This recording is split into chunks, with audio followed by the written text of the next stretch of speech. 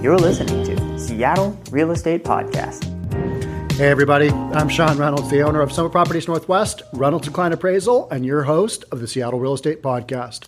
Keep having a lot of talk, and I see a lot of stuff online about, is there going to be another $1,200 stimulus check to American citizens? Is there going to be a $2,000 monthly check until the coronavirus is deemed gone by Department of Health? Stuff like that. So I'm going to look into and talk about what's going on with mainly the HEROES Act, and that was the act that is going through our government system. It was in the House of Representatives. Now it's in front of the Senate. They're going to look at it. It would still then need to be signed by our president. But there's also another couple of pieces of legislature that are kicking around. That's the HEROES Act. And then we have, it's got kind of a long name, a Monthly Economic Crisis Support Act, and that is an act by Kamala Harris, Democrat from California, and Bernie Sanders, Independent from Vermont, and Ed Markey, Democrat from Massachusetts. Let's highlight what the government has basically already done with our taxpayer money, kind of giving it back to us, kind of not. So when you get a $1,200 check from the government, don't think of it as the government giving you some free money. It's your money. That is taxpayer dollars being spent. So you are basically mortgaging the future of your children, grandchildren, and great-great-grandchildren by taking this debt and spending it now, and it's going to have to be paid back over who knows how many years. Our government debt is in the trillions. We are spending trillions of dollars right now to get us through the coronavirus because it's a massive it's taking a massive economic toll on businesses and people. So let's jump on into where we have been, and this will kind of give us an idea of, all right, what's going to go on down the road here. On March 3rd and March 15th, Federal Reserve cuts interest rates in 2 emergency meetings. That's when we kind of knew it was real, the coronavirus. Oh my gosh, the Fed is cutting rates. What's going on? This is crazy. And that happened March 3rd and March 15th, 50 and 100 basis points. So that's a lot. And that short a time period, you know something's going on when the Fed does that. And that took the federal rate fund down to basically zero to 0.25%, a quarter of a percent. Crazy low. It also cut the discount window rate by 150 basis points. So the Fed basically just cut the the amount cost to borrow between banks down. Second thing they did is on March 18th, so a few days after that second rate cut, Fed rolls out its third emergency credit program in 2 days. So the Fed is providing liquidity in the form of basically propping up businesses, giving them the ability to get cash, to kind of keep going, do a bunch of stuff like that. Fed on March 23rd, so a week later, Fed promises unlimited spending response to the crisis, open-ended quantitative easing, including purchases of up to nearly $3 trillion of corporate and municipal bonds. So the corporate bonds, that's big businesses, and the municipal bonds, that is basically government bonds. So those are debt from those two entities, and the Fed is basically saying, we're going to buy it. We're going to take it all up. That way there is liquidity, there is money in the system for all of these businesses and entities to be propped up because, oh my gosh, the coronavirus is basically taking everybody out. March 27th, the CARES Act was signed into law. That was the $2.3 trillion act.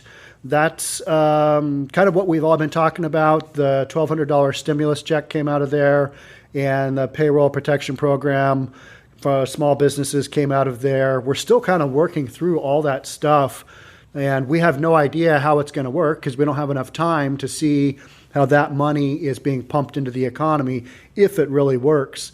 And some of the major arguments is that we can't even really tell if this money is well spent and if it's doing what it's supposed to be doing unless you've got places for people to spend it.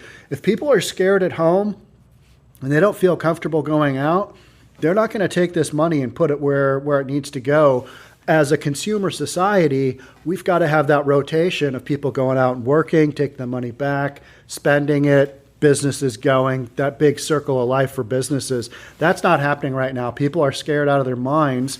And the media, I blame a lot for that, because based on the statistics, people should not be scared out of their minds, especially if they're young and healthy. You just have no reason to be.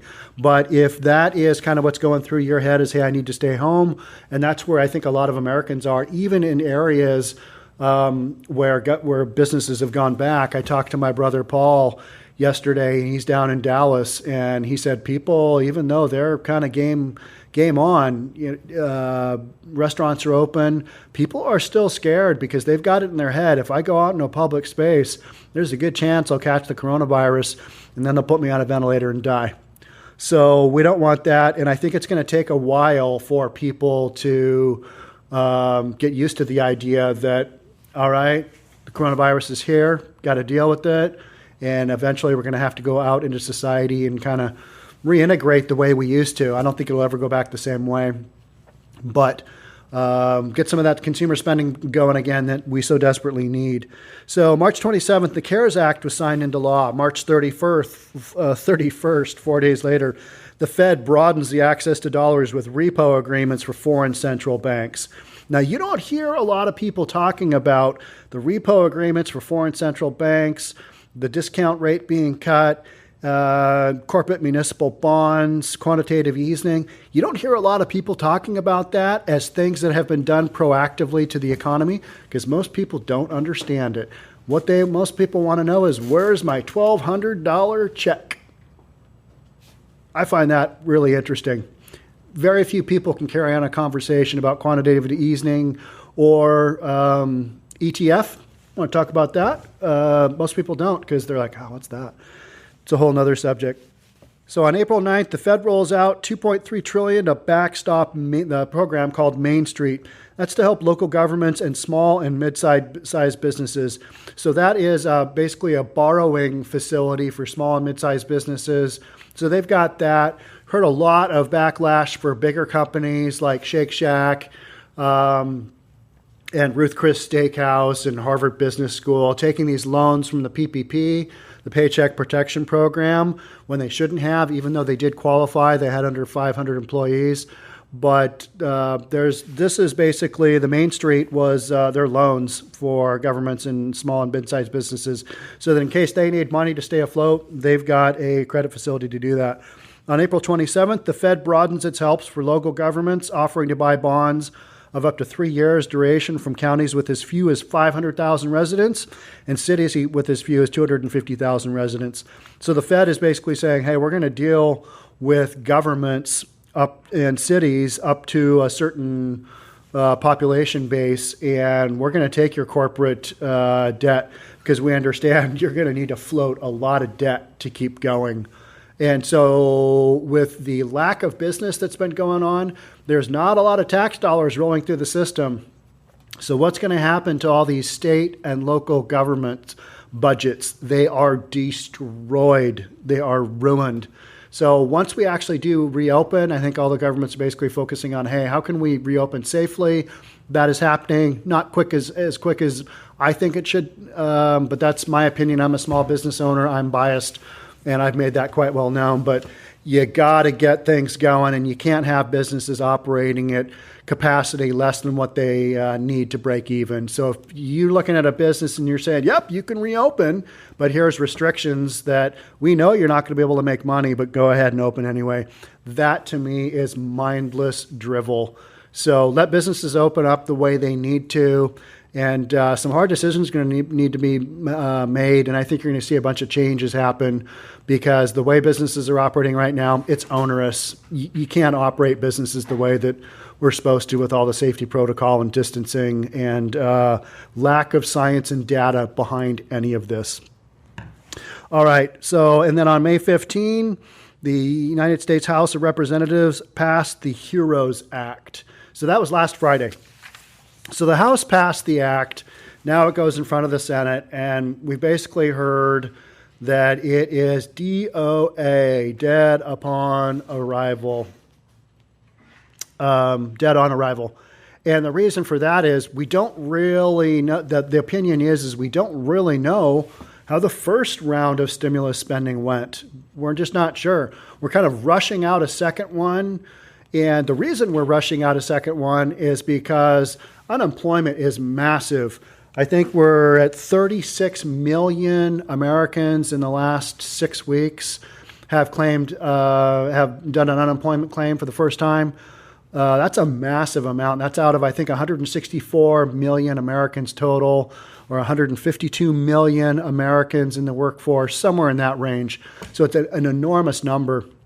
We've got unemployment at just under 15%, and a lot of people believe it is closer to 20%, and that before we're done, it maybe goes to 25% when all the numbers come in, because at 15%, there's still so many Americans who haven't been able to get through or have just given up. They're out of work, but they've given up trying to get through to their individual states' unemployment centers.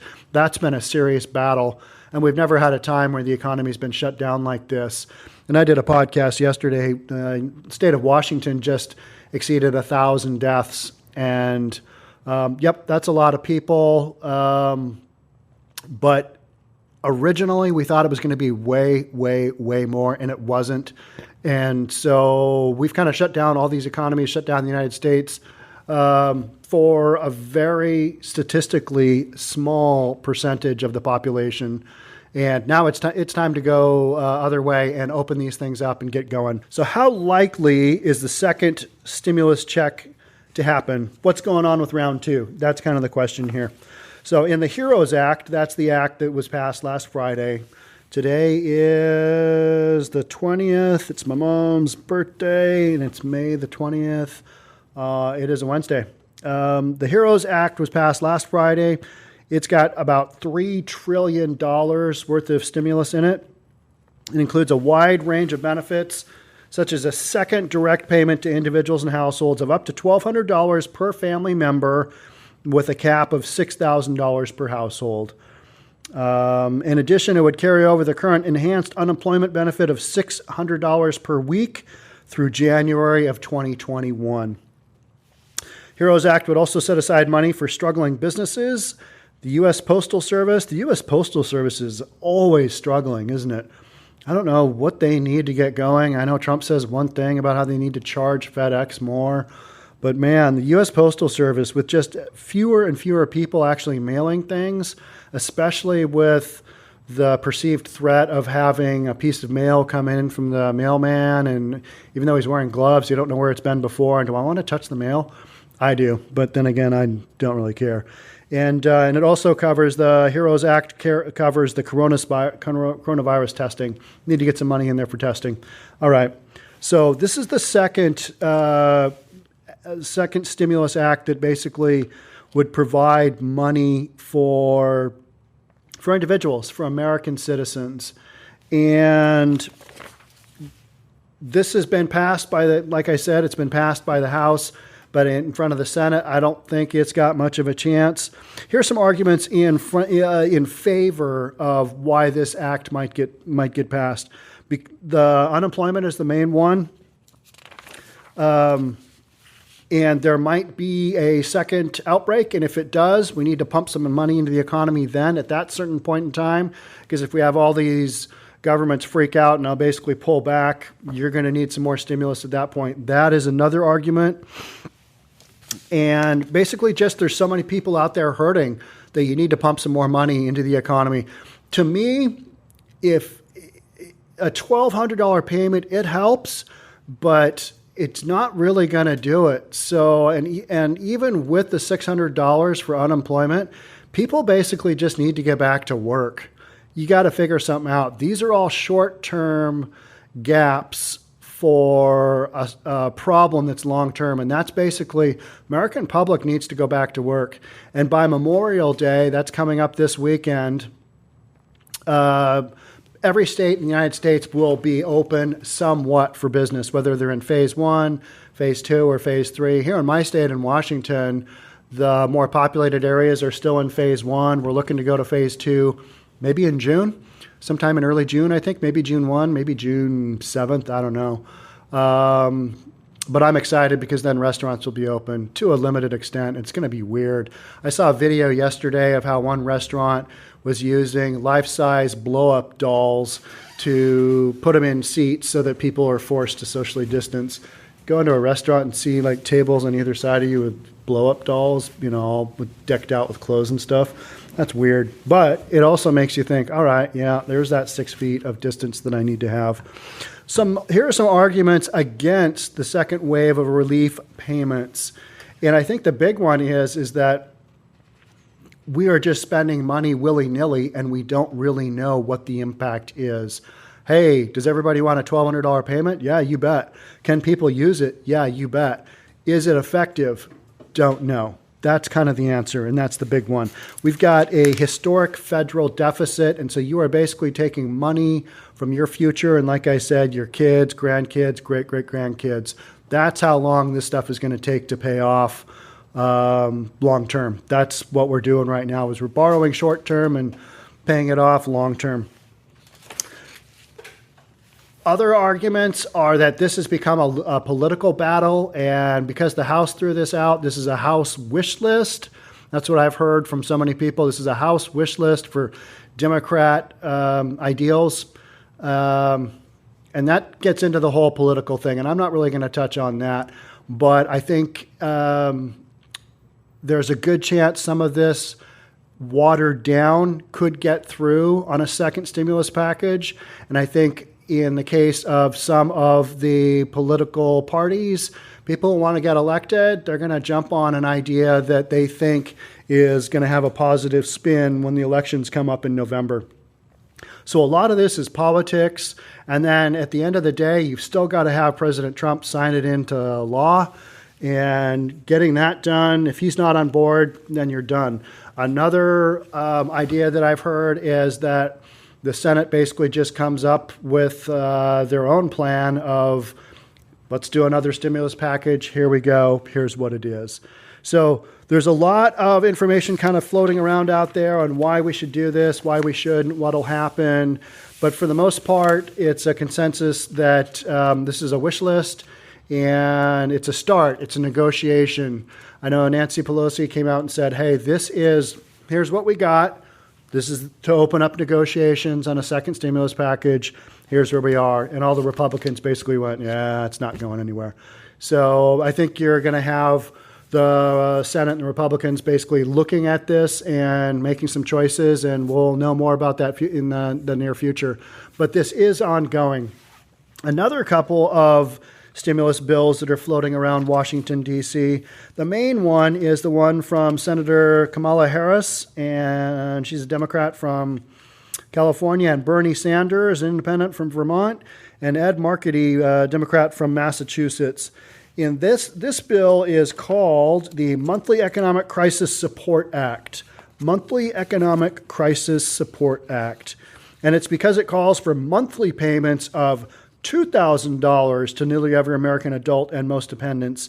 And it would go through for as long as the coronavirus is a threat, and that is determined by the Department of Health. When the Department of Health basically says there's no longer a threat from this pandemic, then these $2,000 monthly payments would stop. And so a married couple would receive $4,000 a month plus $2,000 for each dependent, up to a maximum of 3 per household. So you could have a family of 5, two parents, 3 kids, getting $10,000 per month for as long as the coronavirus is a threat. All right. Some of the issues I see there is then you become dependent upon the government for this big income. All of a sudden, you've got some pretty decent income coming through. There's no incentive to go back to work. You are already getting unemployment. You're getting the extra $600 a month unemployment. And I know that doesn't cover a lot of people's bills.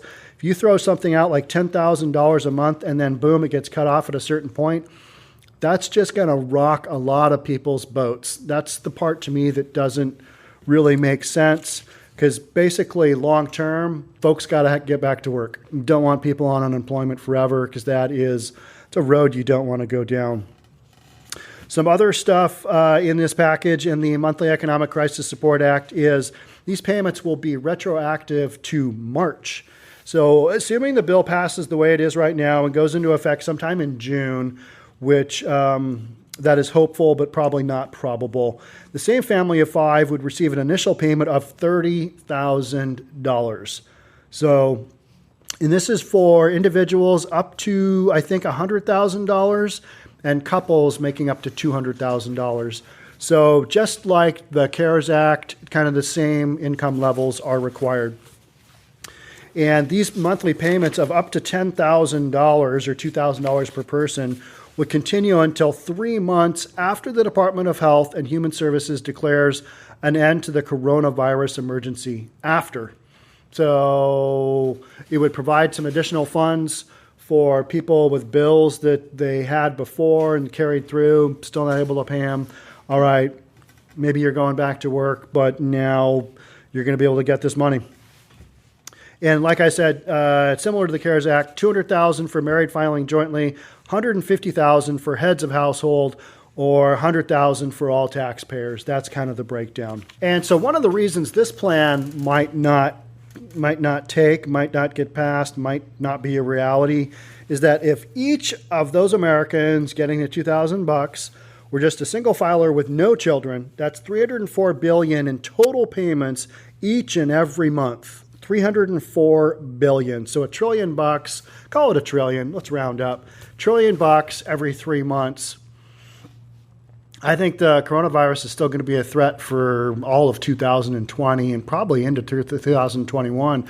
And maybe we have a second wave come through because that's kind of what the flu does.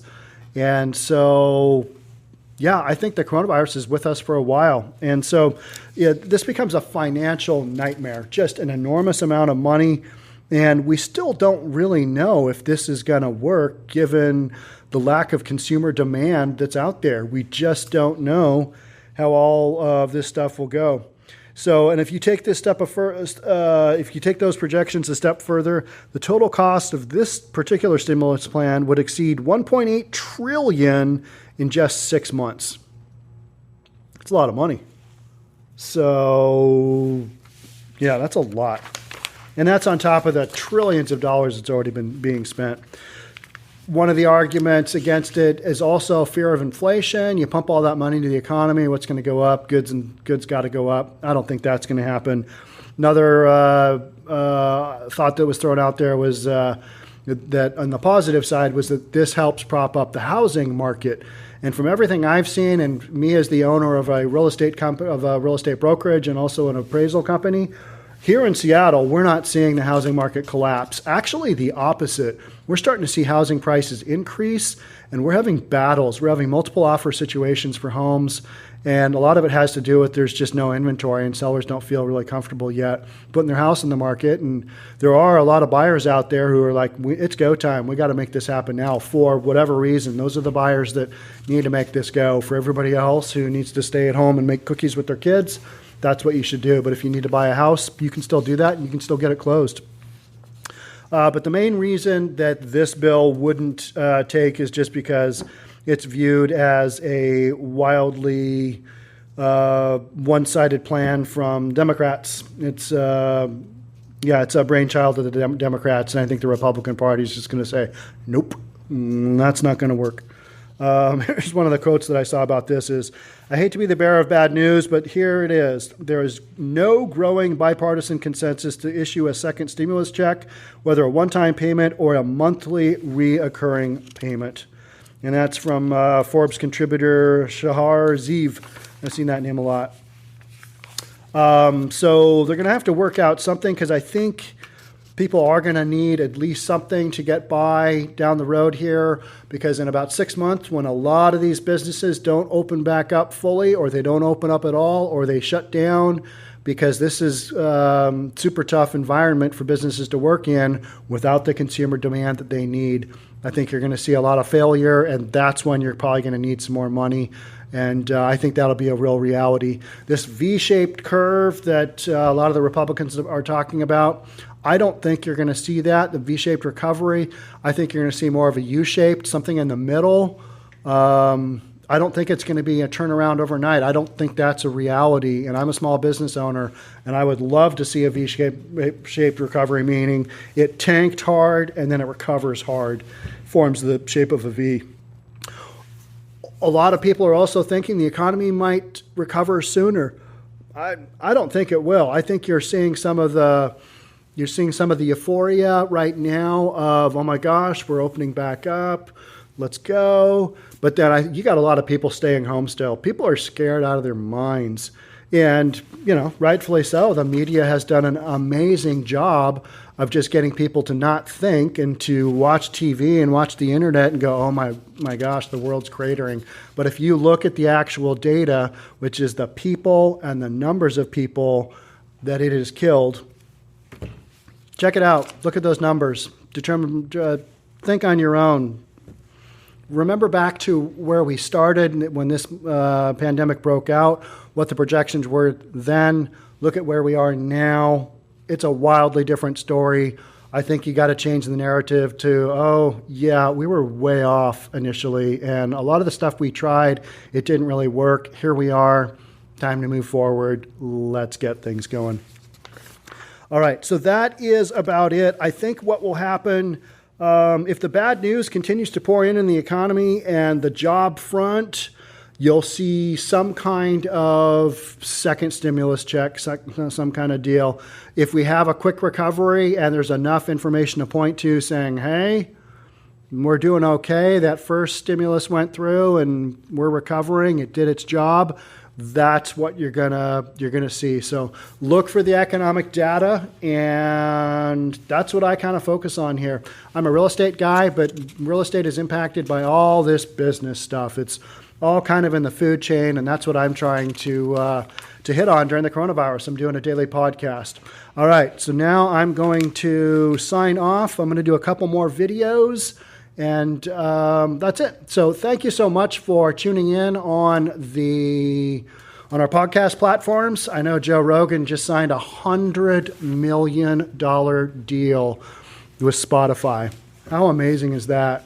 Guy who used to do the Fear Factor, and he's a mixed martial arts guy, and he's got his own podcast.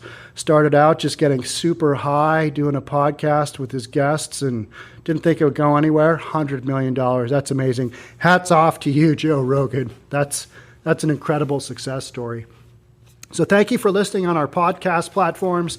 Thank you for watching on our YouTube platform. News on the YouTube is that we passed 1,000 subscribers today, which doesn't sound like a lot for most YouTubers, but for a real estate company, it's hard to do because you got to put out content. I'm not 18, an 18-year-old chick that just looks amazing on YouTube. I'm an old dude talking about kind of boring subjects. So thank you for watching on YouTube. We're going to be able to monetize that, and that's exciting for us. So we are pumped. So thank you to all the people who have subscribed out there. And if you haven't hit subscribe already, love to have you subscribe. I'll catch you in the next one. Thanks again for watching and listening. Bye.